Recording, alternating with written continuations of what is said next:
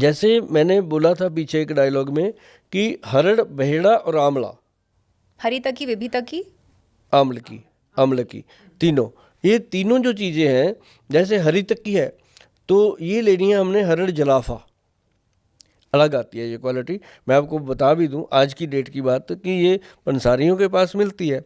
अब जो हरड़ होती है वो 200, 300, 400 रुपये किलो तक मिल जाती है, क्योंकि जो आम पब्लिक है उसको इसी तरह समझाना पड़ता है।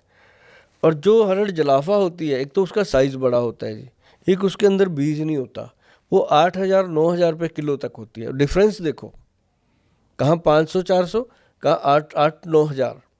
तो जो हरड़ जलाफा है वो एक्चुअल डालनी चाहिए 100 ग्राम, और जो बहेड़ा है वो नॉर्मल है, सभी जगह वही है, चाहे वो चंडीगढ़ है चाहे वो केरला है, एक ही है।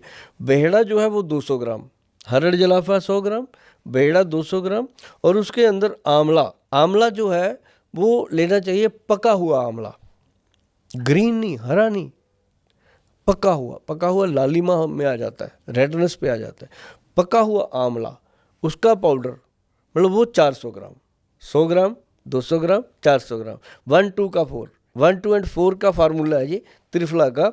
इसका एक चम्मच छोटे वाला, जिसकी उम्र 16-17 साल से ऊपर हो गई है, 100 साल तक एक चम्मच वो डेली ले सकते हैं, और महीने में 20 दिन खाना, 10 दिन छोड़ दें, ताकि हमारी बॉडी उसकी यूज टू ना हो। और इसके जो बेनिफिट है ना मैडम, वैसे तो मैं एग्जांपल हूँ सबके सामने कि अभी तक भगवान की कृपा है, ना तो एक भी दांत हिला है, ना एक भी कोई मुझे रोग, भगवान की कृपा है। कल क्या होना कल का मुझे पता नहीं, आज तक की बात करता हूँ, और ना ही कोई मेरे को एक्टिविटी में कोई फ़र्क है।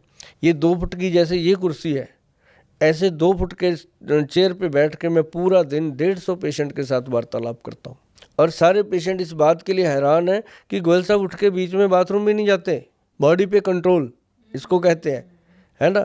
और कभी 9 बजे सुबह मिल लो तब भी ऐसे ही बैठे हैं, चमकते हुए, बात करते हुए, हंसते हुए। रात को 10 बजे आके मिल लो तब भी ऐसे ही हैं। ये एग्जाम्पल क्यों दे रहा हूँ कि ये जिंदा एग्जाम्पल है आप सबके सामने कि आंवले का और बहेड़े का और हरड़ का ये कमाल है।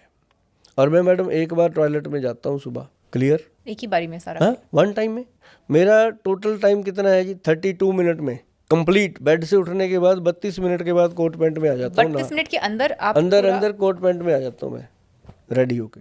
सर, एक आम आदमी मोशन करते वक्त कितना टाइम उसको लगना चाहिए, एक हेल्दी इंसान? जो हेल्दी क्योंकि इंसान आजकल है, तो लोग बैठ रहे हैं और फिर 1-1 घंटा लगाते हैं पॉट में बैठते हुए। प्रॉब्लम पता है क्या है मैडम? पॉट में जाते हैं लोग, साथ में मोबाइल ले जाते हैं। जी जी, करेक्ट। और सबके कहीं ना कहीं पंगे हैं, किसी न किसी का लेना देना होता है, वो वहीं बैठ के निपटाता है। कई लोग सुबह सुबह अपने ऑफिस के काम निपटाने बैठ जाते हैं, कईयों की फ्रेंड सर्कल है, गर्लफ्रेंड, बॉयफ्रेंड, ये सब उस पर होता है। तो उसके चक्कर में ना जी लोग हेल्थ भूल जाते हैं, और कई बार टॉयलेट हो चुका होता है, क्लियर हो चुके होते हैं, 20 मिनट वैसे ही मेरे को बताते हैं आके कि सर हम भूल ही जाते हैं। कैसे भूल सकते? हाँ, ये ऐसा चल पड़ता है, मोबाइल कहते हैं, हम ही भूल जाते हैं कहाँ बैठे हैं। मैं कभी ऐसा तो नहीं है कि उठ के बाहर आ जाते हो ऐसे ही। कहते नहीं, वो तो फिर पजामा निकल जाता है ना।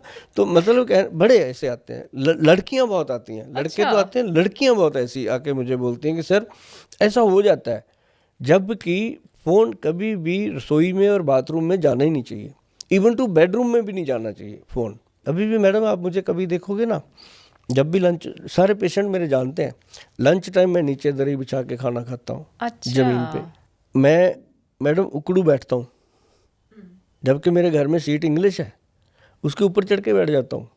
अच्छा, बाथरूम करते हाँ, टॉयलेट करते वक्त सीट के ऊपर चढ़ जाते हैं। सीट वो दूसरी लगाई हुई है, इंग्लिश इसलिए लगाई है कि घर में बड़े भी हैं, सब है।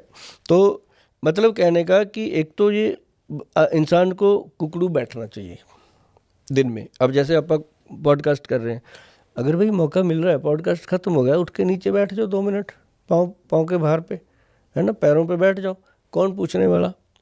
तो दूसरा, इंसान को जब भी खाना खाना है तो वो ज़मीन पे कपड़ा बिछा के बैठ के खाए। बेडरूम में बेड पे कभी खाना नहीं खाना चाहिए मैडम। मैं मानता नहीं था ये बात, मैंने खाया काफ़ी देर पहले।